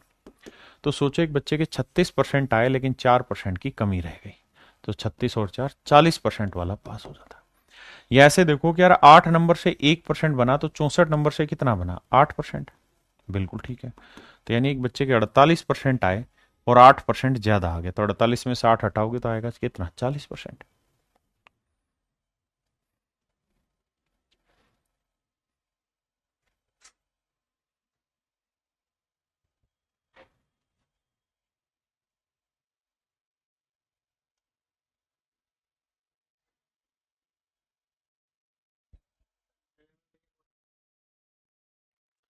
मेरे बच्चों सवाल में कह रहा है when a student score 40% marks, जब एक बच्चे के 40% नंबर आते हैं तो 50 नंबर से फेल हो जाता है, लेकिन जब उसके 50% नंबर आ जाते हैं तो कहता है भैया फिर वो 40 नंबर से पास हो जाता है। कह रहा भैया पासिंग परसेंटेज बताओ। तो मेरे बच्चे 50 में 40 गया 10, और यहां 40 में से माइनस करेंगे -50 तो आएगा 90। तो समझने वाली बात यह है कि 1% की जो वैल्यू है वो है 9 नंबर, यानी 9 नंबर से 1% बनता है। तो मैक्सिमम मार्क्स हो जाएंगे 100%, तो 1% 9, तो 100% 900।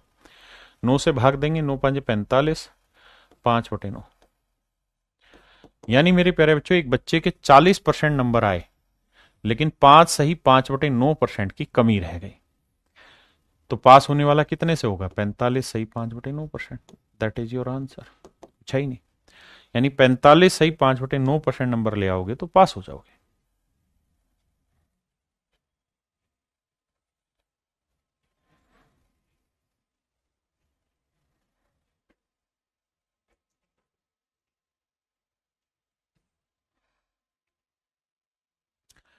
कहता है when a student score 30% marks then he is fail by 5 marks, जब एक बच्चे के 30% नंबर आते हैं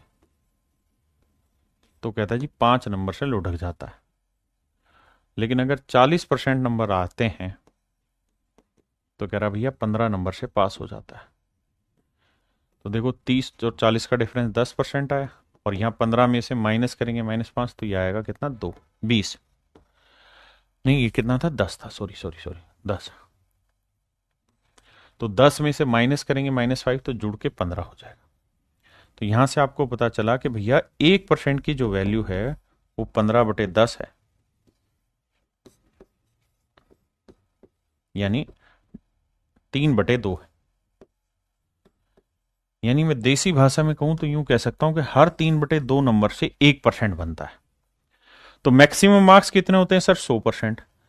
तो भैया 1% की वैल्यू 3/2 नंबर है, तो 100% की वैल्यू कितनी बनी, काटोगे 50 दी 150 नंबर।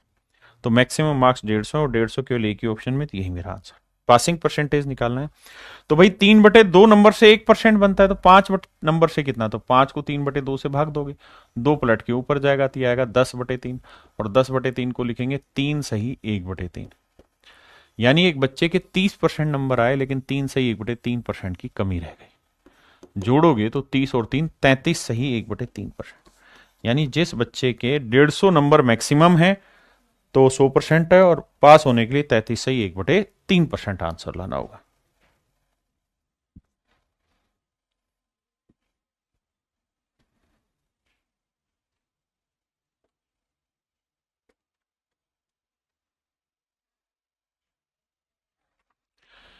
मेरे बच्चों सवाल में कह रहा है कि गीता ने 30% अंक लिए। 30% जब उसके नंबर आए तो कह रहा है भैया 50 नंबर से फेल हो गई।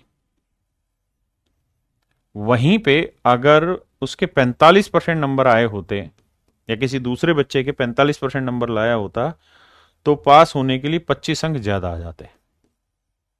पहले इतनी ही कहानी सेट करते हैं। 45 में 30 गया 15%, 25 में से माइनस करेंगे -50 75, तो 15% 75, तो मेरे बच्चे 1% कितने नंबर बनाता है, तो 5 नंबर। मैं ये कह सकता हूं सर 5 अंकों से 1% बनता है। 5 नंबर अगर कोई बच्चा ले आएगा तो 1% बनेगा। तो वो ये नहीं पूछ रहा कि मैक्सिमम मार्क्स बताओ, पासिंग परसेंटेज बताओ, नहीं, उसने लाइन बदल दी। यहां से क्या लाइन बदली, उसने कहा सर तो फिर ये बताओ then how many marks did Vimal get if he score 64% marks. अगर एक बच्चे के 64% नंबर आते हैं तो कितने नंबर आए होंगे उसके। तो बेटा ये बताओ 1% की वैल्यू आपको पता कितने नंबर है, 5। तो 64% की वैल्यू क्या होगी, तो सर 1% से जब 5 नंबर बन रहा है तो 64% से 5 चौक 20, 5 30 और 2 32, 320 नंबर है। तो मेरे बच्चे मेरा आंसर है 320। मेरे नन्हे मुन्ने प्यारे बच्चों 320 मेरा सही आंसर। हाँ जी,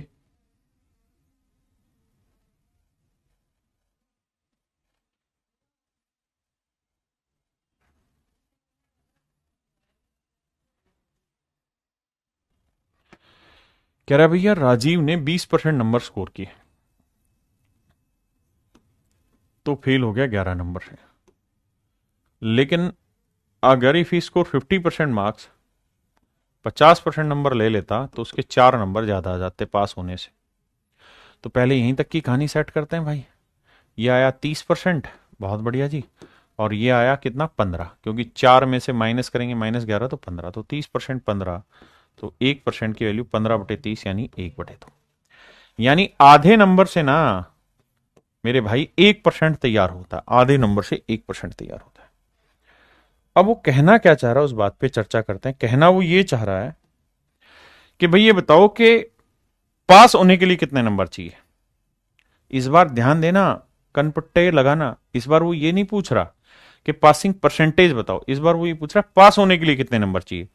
तो मेरे नन्हे मुन्ने बच्चों एक बात बताओ, अगर हम इस बात को समझ गए कि भैया 1% की वैल्यू आधा नंबर है, 1% की वैल्यू आधा नंबर है, 1% की वैल्यू आधा नंबर है, तो ये बताओ 20% की वैल्यू क्या होगी। सर 1% आधा नंबर बनाता है तो 20% कितना बना देगा, 10 नंबर। तो पहली लाइन में ये तो कहता कि एक बच्चे के 10 नंबर आए लेकिन 11 की कमी रह गई, मतलब 11 नंबर और आ जाते तो पास हो जाता। तो पास होने के लिए कितने नंबर चाहिए, 21 यार, सो सिंपल।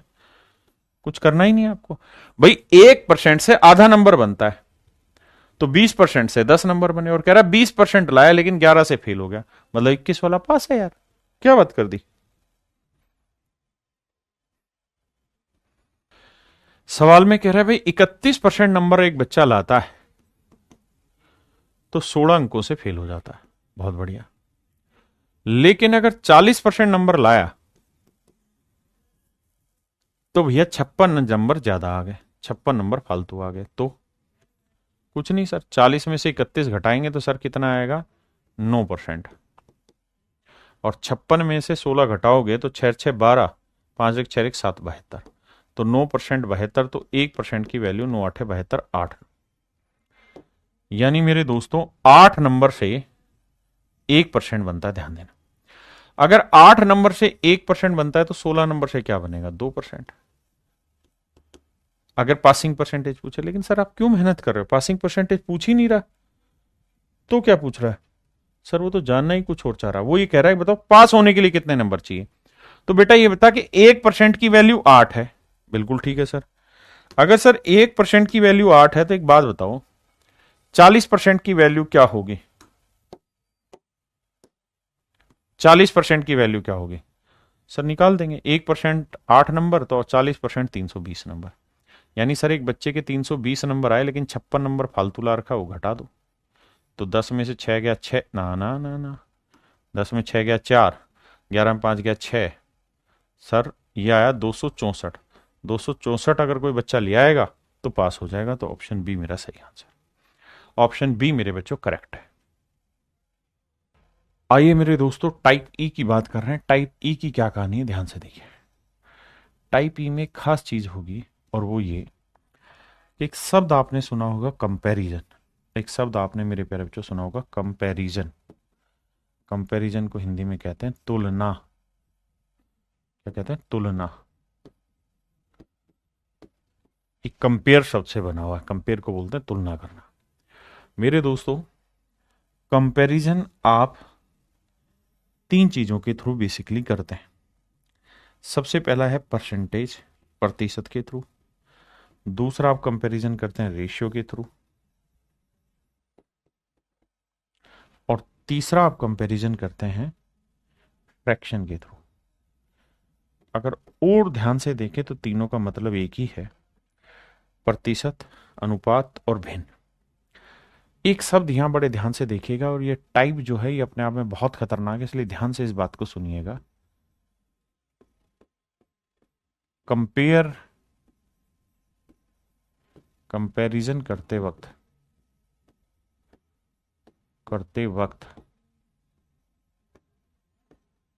हमें रियल वैल्यू लेने की जरूरत नहीं, लेने की जरूरत नहीं, जरूरत नहीं। मेरे दोस्तों मैं ये कह रहा हूं कि जब भी आप कंपैरिजन कर रहे हैं तो वहां हमें रियल वैल्यू लेने की जरूरत नहीं।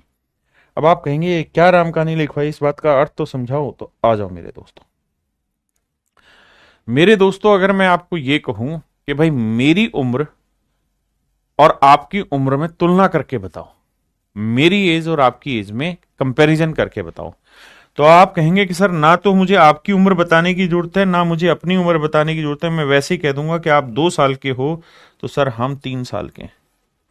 यानी मेरे प्यारे बच्चों मेरी और आपकी उम्र का यहां पे कंपैरिजन हो गया, तुलना होगी। जबकि सच बात यह कि ना तो मैंने रियल एज अपनी बताई, ना रियल एज आपकी बताई, और सिर्फ इस बात के आधार पे मैंने दुनिया को बता दिया कि मैं छोटा हूं और तुम बड़े हो।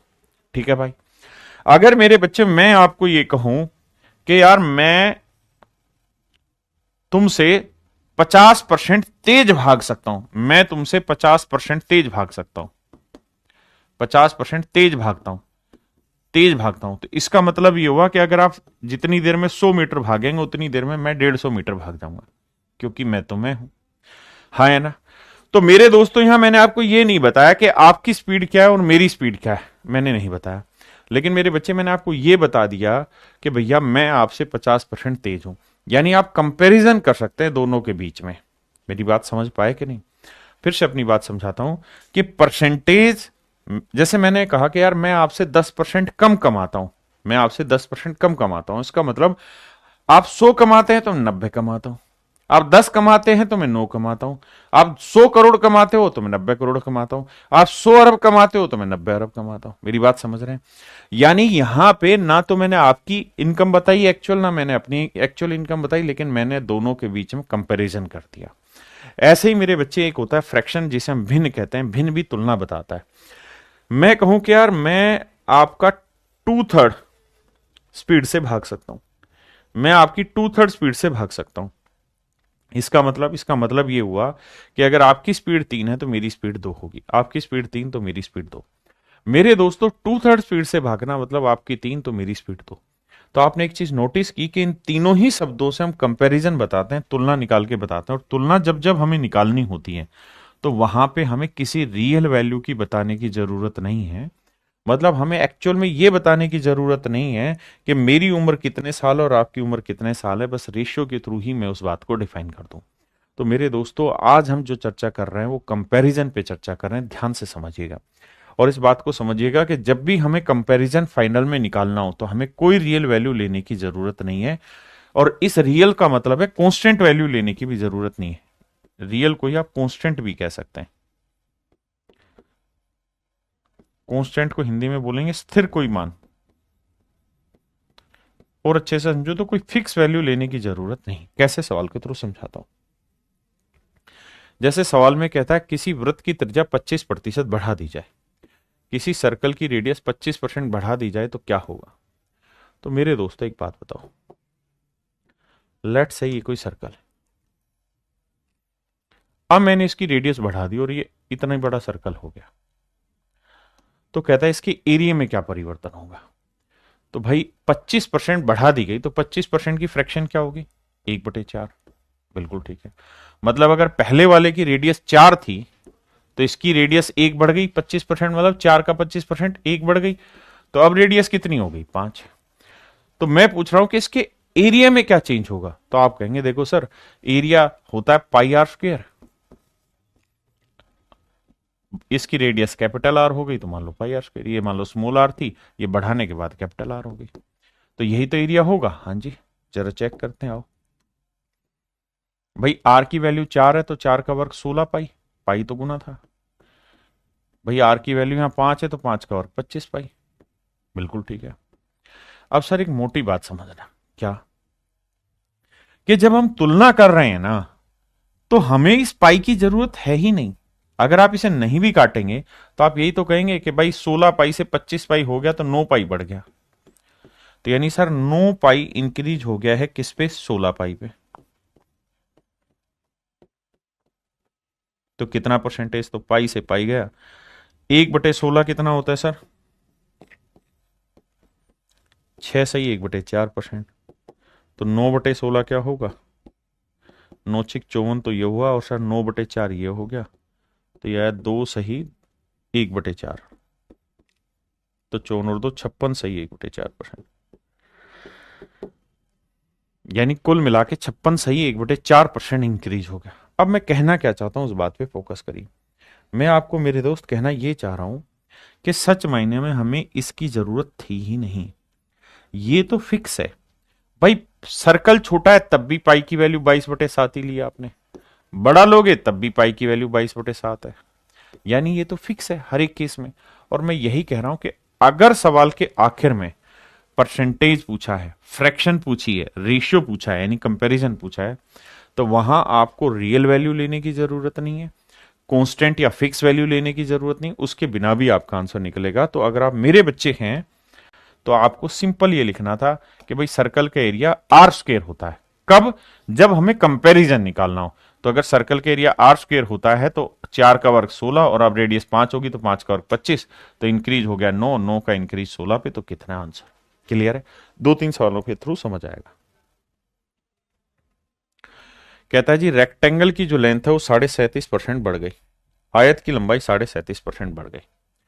तो मेरे बच्चों ये बताओ, लेंथ 37.5% बढ़ी तो 37.5% की फ्रैक्शन क्या होगी? आप कहेंगे सर 3/8। देखिए आप बहुत बड़े ढक्कन है अगर आप पढ़ के नहीं आएंगे तो फ्रैक्शन को। मतलब अगर लेंथ पहले 8 थी तो अब 37.5% यानी 3 बढ़ गई। पहले पहले और अब, पहले 8 थी तो अब हो गई 3। अगर ब्रेड्थ की बात करें तो ब्रेड्थ के बारे में कह रहा है 20% घट गई, तो 20% की फ्रैक्शन 1/5, यानी 5 का 20% एक घट गई। तो ब्रेड्थ पहले 5 यूनिट थी तो अब एक घट के कितनी हो गई 4। तो कह रहा है जी एरिया बताओ, तो एरिया होता है लेंथ इंटू ब्रेड्थ। तो भैया लेंथ को ब्रेड्थ से गुना करोगे 8×5 = 40, और यहां 3 को 4 से गुना करोगे 12। इसका मतलब मेरे दोस्तों यही है ना भाई, सॉरी ये माफ करना माफ करना माफ करना, बिल्कुल बिल्कुल ठीक ठीक ठीक, ये 3 बढ़ी थी मेरे बच्चे, उसने कहा था कि लंबाई 37.5% बढ़ा दी जाए, मतलब 8 में 3 बढ़ा दोगे तो 11 हो जाएगी। मैं माफी चाहता हूं, आई एम सॉरी। और 20% मेरे प्यारे बच्चों घटाने की बात कर रहा है, तो हमने 5 का 20% एक घटा दिया। तो पहले एरिया था 40, अब एरिया हो गया 11×4 = 44। तो भैया एरिया में क्या चेंज हुआ, तो सर 4 बढ़ गया एरिया, कितने पे सर 40 पे। तो 100 पे कितना, काट पीट यहीं करने की कोशिश करो, 4 एकम 4, 4 ढाई 40, 1/10, 1/10 होता है 10%। ये मेरा आंसर।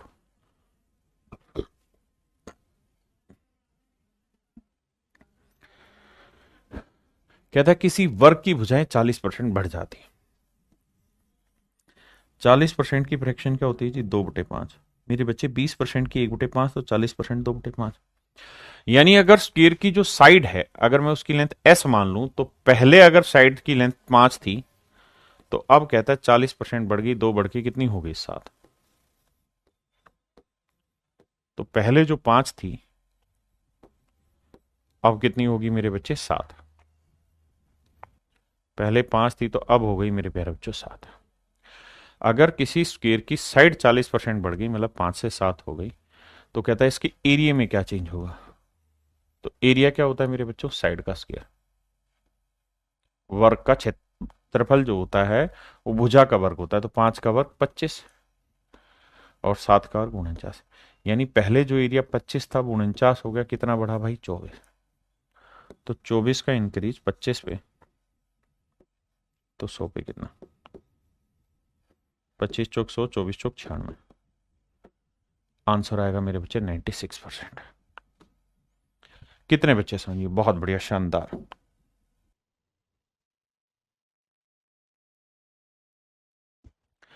किसी लंबवर्तीय बेलन की आधार त्रिज्या 40% बढ़ा दी जाए और इसकी ऊंचाई 37.5% घटा दी जाए। देखो मेरे बच्चे, हमें ये समझना होगा कि बेस रेडियस 40% बढ़ा दें तो 40% की फ्रैक्शन क्या हो गई जी, 2/5। 20% 1/5, 40% 2/5, यानी बेस की रेडियस मेरे बच्चों 5 थी तो 2 बढ़ के अब हो गई 7। और कहता है कि इसकी हाइट 37.5% घटा दें, तो 37.5% की फ्रैक्शन 3/8, यानी हाइट अगर इसकी 8 थी तो मेरे बच्चे 3 घट के कितनी हो गई 5। हाँ जी, तो इसके वॉल्यूम में क्या चेंज होगा,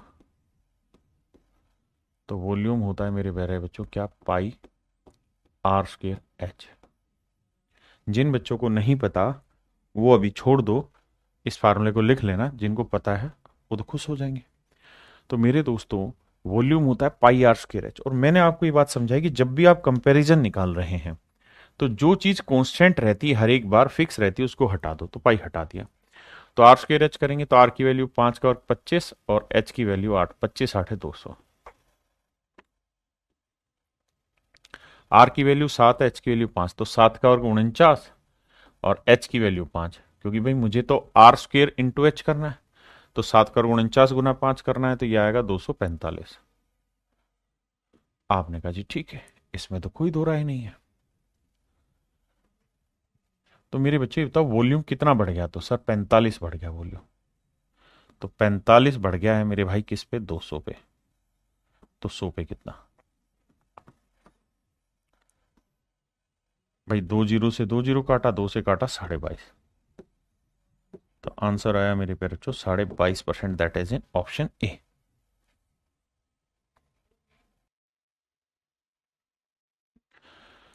हजार जी रहे हैं, हजार जी रहे हैं। आइए मेरे प्यारे बच्चों सवाल करना शुरू करते हैं। पांचवा ध्यान दीजिए। क्वेश्चन में कह रहा है the length breadth and height of a cuboid are decrease and increase by this percent. तो भैया 5% का फ्रैक्शन कितना हुआ रे? ए लल्ला 1/20। तो इसका मतलब क्यूबॉइड की जो लेंथ है मेरे प्यारे बच्चों वो 20 से 19 हो गई। ब्रेड्थ भी कह रहा है 5% घट गई तो 20 से 19 हो गई। लेकिन कह रहा भैया जी उसकी जो हाइट है, लेंथ ब्रेड्थ तो डिक्रीज हुई माइनस माइनस और हाइट बढ़ी 20%। तो भैया 20% का फ्रैक्शन क्या हुआ? 1/5। यानी अगर हाइट मेरे प्यारे बच्चों 5 थी तो अब एक बढ़ के कितनी हो गई? 6। कह रहा वॉल्यूम में बताइए क्या चेंज होगा। तो ये बात अगर आपको पता है तो बहुत अच्छा। वॉल्यूम होता है length into breadth into height. Length into breadth into height. तो देखो यार 20 गुना 20 करोगे 400, 400 गुना 5 करोगे 2000। तो लेंथ ब्रेड्थ हाइट आएगी 2000। हाँ जी। इन्हीं को मैं दूसरे तरीकों से भी एक्सप्लेन करूंगा बट ऑन लेटर टाइम। अब आ जाइए यहां। 19 को 19 से गुना करेंगे 361। 361 को 6 से करेंगे 6 एकम 6, 6 छिंग 36 और 6 ती 18 और 3 21, 2166। हाँ जी। अब भैया कितना बढ़ गया है? तो 166 बढ़ गया है वॉल्यूम। कितने पे भैया? 2000 पे। तो 166 का इंक्रीज है 2000 पे। तो 100 पे कितना? नजर जा रहे हो। 83/10 आया, 2 से काटा तो यानी आंसर आया 8.3%। 8.3% मेरे प्यारे बच्चों मेरा सही उत्तर। 8.3% मेरा सही उत्तर है। Sir why not class open in iPhone? Lalit Baghel भाई आईफोन में भी क्लास ओपन होती, क्या बात कर दी।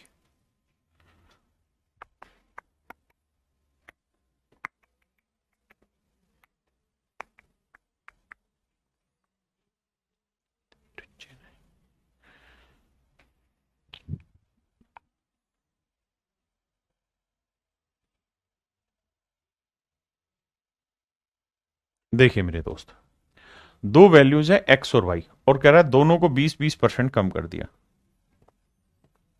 तो 20% की फ्रैक्शन 1/5 और ध्यान रखना कम किया है।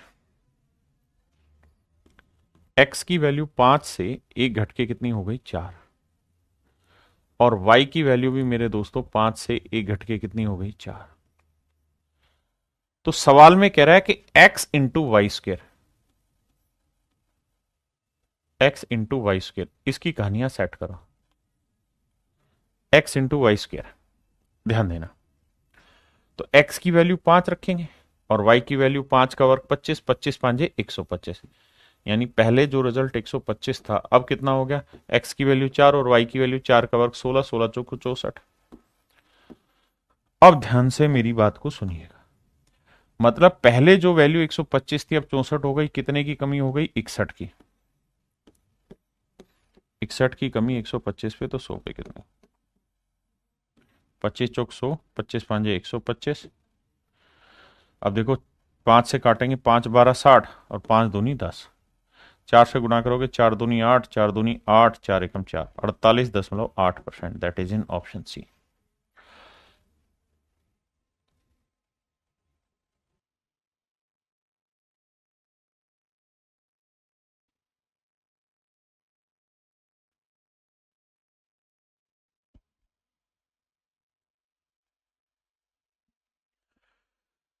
नजर आ रहा है धीरे ही धीरे।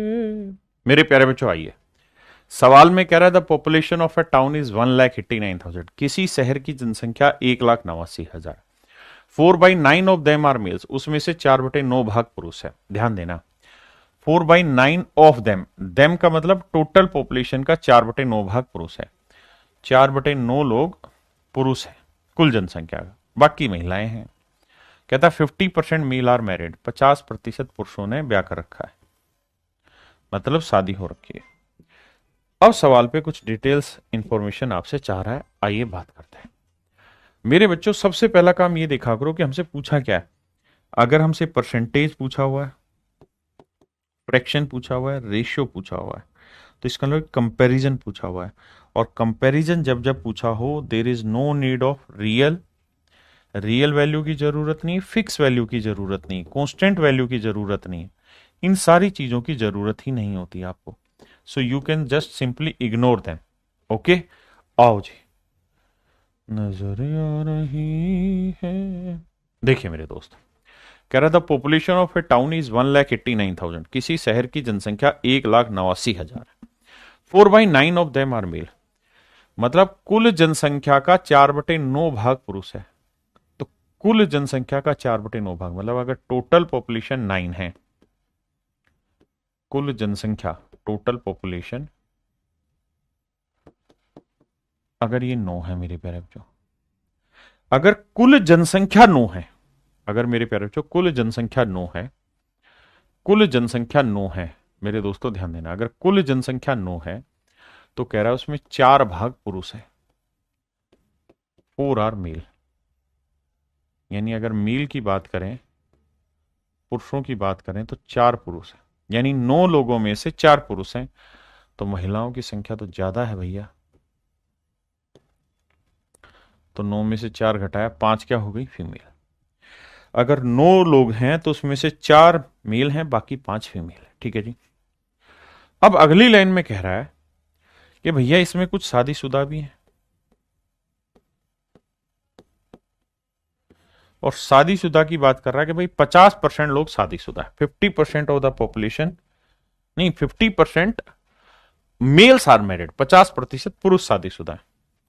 तो मेरे दोस्तों 4 पुरुष हैं, 4 का 50% 2 शादीशुदा है। अब मेरे बच्चों बात हो रही है एक शहर की, एक शहर की।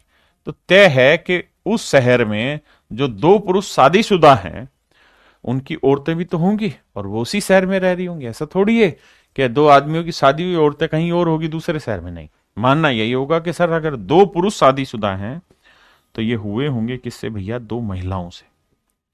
यानी महिलाओं में 2 ही महिलाएं शादीशुदा हैं, यानी 5 में 2 महिलाएं शादीशुदा हैं। ये अर्थ मेरे प्यारे बच्चों हमें इसका निकालना पड़ेगा, वरना बात नहीं बनेगी। अब पहला सवाल लेते हैं। पहले सवाल में क्या कह रहा है भैया? कह रहा प्रतिशत विवाहित जनसंख्या ज्ञात करें। मतलब जनसंख्या में विवाहित कितना परसेंट है बताइए। तो जनसंख्या कितनी ली भैया? हम 9, और इसमें मैरिड कितने हैं? 2 तो पुरुष शादीशुदा हैं साहब, और 2 हैं जी महिलाएं शादीशुदा। तो टोटल कितने शादीशुदा हो गए जी? 4। तो कह रहा है जी कितना परसेंटेज हो गया? क्योंकि जनसंख्या में शादीशुदा कितने हुए? 4/9। समझ रहे हैं ना? तो यह आया 44 सही 4/9%। पहला आंसर तो ये। दूसरा, अगली लाइन में पूछ रहा है कि प्रतिशत विवाहित महिला ज्ञात करो। मतलब महिलाओं में विवाहित कितना परसेंट है, महिलाओं में विवाहित कितना परसेंट है। तो महिलाएं कितनी थी भैया? 5, और इसमें विवाहित कितने हैं? 2। तो कह रहा है जी परसेंटेज निकाल के बताओ। तो मेरे दोस्तों 1/5 हुआ 20, 2/5 हुआ 40%। ये मेरा आंसर हो। तो प्रतिशत महिलाएं जो शादीशुदा वो 40। ध्यान देना, यहां महिलाओं में विवाहित परसेंटेज पूछा था या जनसंख्या में विवाहित परसेंटेज पूछा था। बहुत सारे ढक्कन इस बात को समझेंगे नहीं, तो ढक्कन खोलो दिमाग का और समझो। मेरे प्यारे बच्चों, आप सभी को नमस्कार। आज के लिए इतना ही, बाकी कल मिलते। Thank you.